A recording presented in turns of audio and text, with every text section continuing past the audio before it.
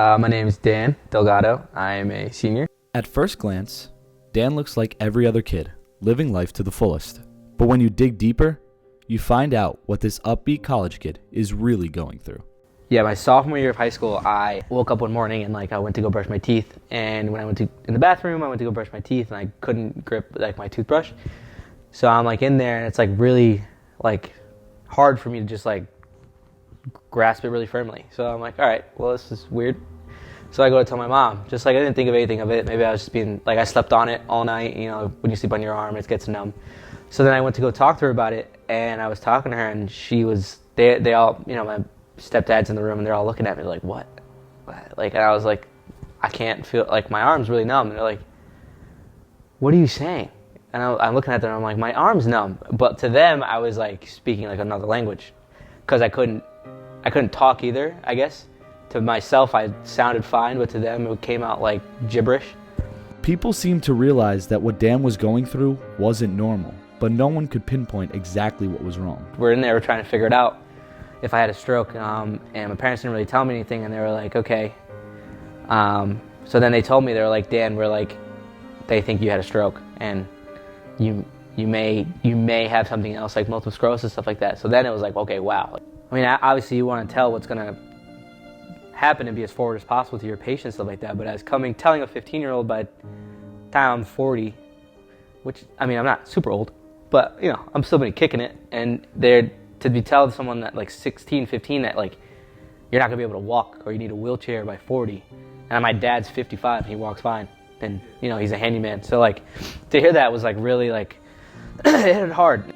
After being diagnosed with MS, Dan had to face his next challenge, finding new friends at his new school.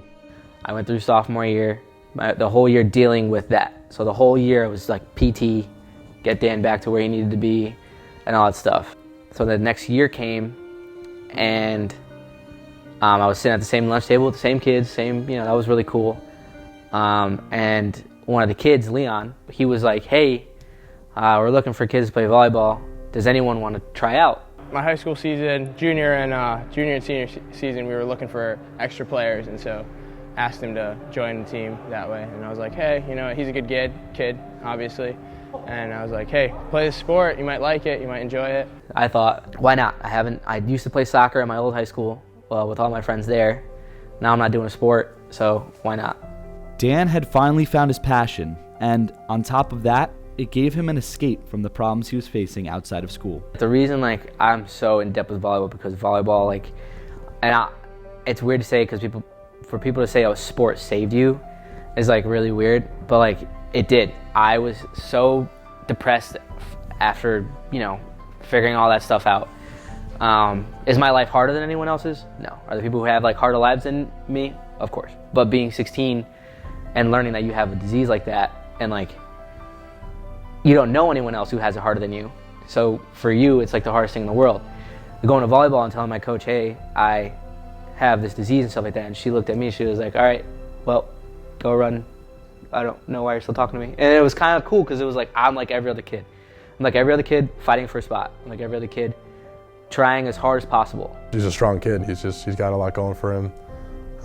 He wants to strive and succeed, and he always pushes himself to the limit. If I had to choose between anything else on this campus or the volleyball team, I would have chosen the volleyball team first over anything. I don't know how I would have been, what kind of kid I would have been had I not have volleyball. I don't know if I would have been a shut-in. I don't know if I would have got angry at having MS and done, terrible things. I don't know. Next step is coach. I would love to coach. I would love to coach volleyball. Because, my coach did so much for me, treating me like a normal kid, making me feel normal, making me feel welcome, making me feel like I could improve, making me feel like I could be inspired and to inspire. And I would love nothing more to be able to just coach a high school team from the ground up. Dan's last season on the volleyball court with the Sacred Heart Club team resulted in a 5th place finish at championships, the team's most successful season to date. Now, we just have to wait and see if Dan's dream of becoming a high school volleyball coach becomes a reality.